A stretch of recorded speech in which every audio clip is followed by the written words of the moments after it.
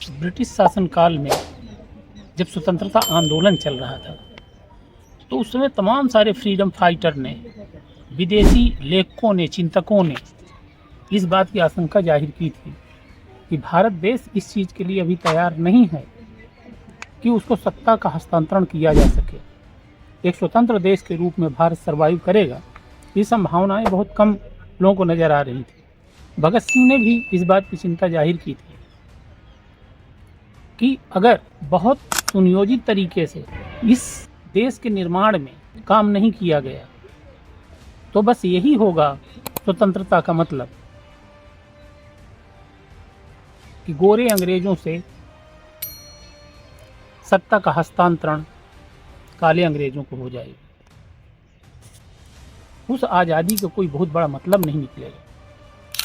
ज्यों-ज्यों देश आज़ादी की तरफ आगे बढ़ रहा था, सामाजिक विभेद की खाई थी वो बढ़ती चली जा रही थी और अंततः देश आज़ाद हुआ। भारत और पाकिस्तान के रूप में दो देश बने। कीमत ये थी कि कई लाख लोग मारे गए, शायद विश्व का सबसे बड़ा जीनोसाइड था।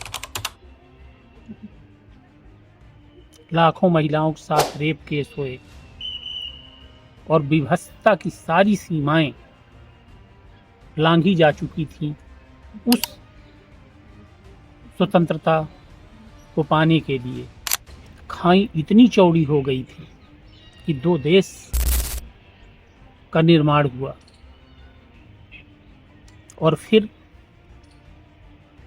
एक नई यात्रा में स्वतंत्र भारत चल दिया, यह सोच के कि हम अपनी सारी सामाजिक समस्याओं को, सारी आर्थिक समस्याओं को, बहुत सारी चुनौतियां होने के बावजूद भी ठीक कर लेंगे। उस समय जो नीति नियंता थे वो लगभग सभी फ्रीडम फाइटर थे। उनकी सोच में खोट नहीं थी। एक सही सोच को लेकर के आगे बढ़ रहे थे,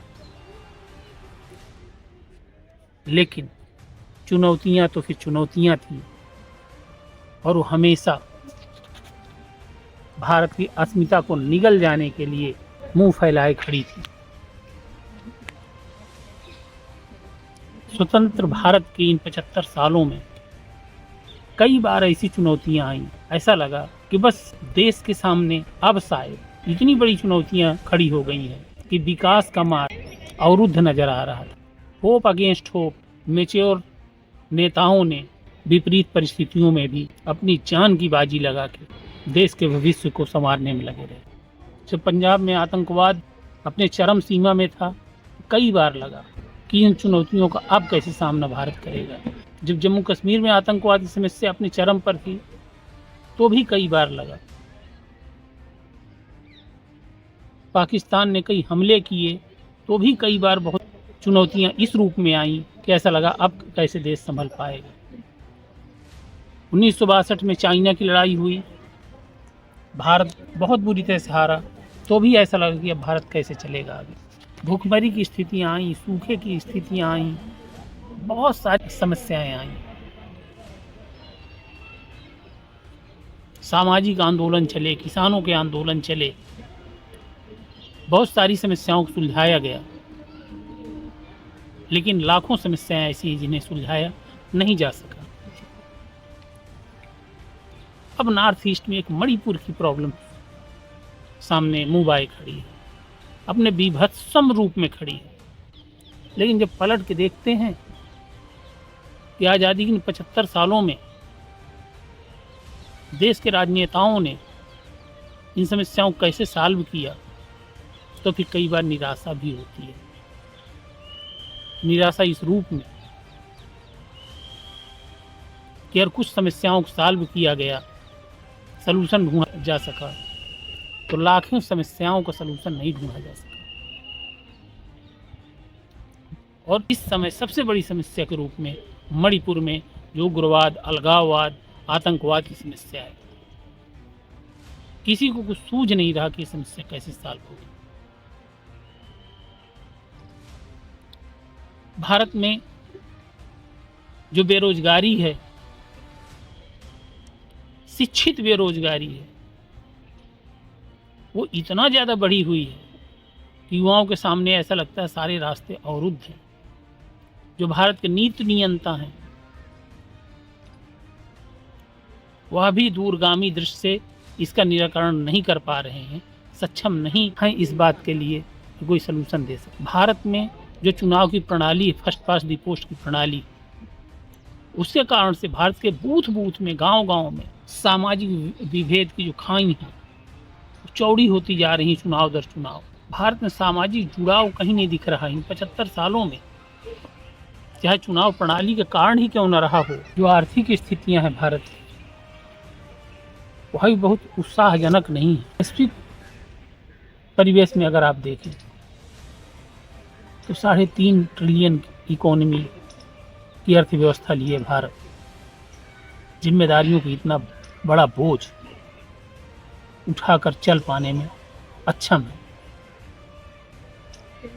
राजनीतिज्ञ हैं वह अब इस पैराए पे आ गए हैं कि लोगों के असंतोष को मिनिमाइज करने के लिए किसी न किसी रूप में धन का सीधा हस्तांतरण कर रहे हैं। अब लोकतंत्र में इससे ज़्यादा तो निराशा की बात कोई नहीं हो सकती कि जो भी सरकार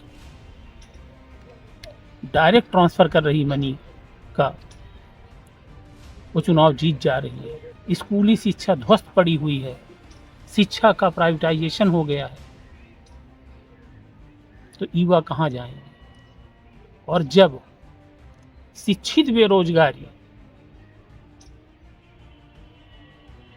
बहुत ज़्यादा बढ़ जाएगी तो शायद भारत को गृह युद्ध से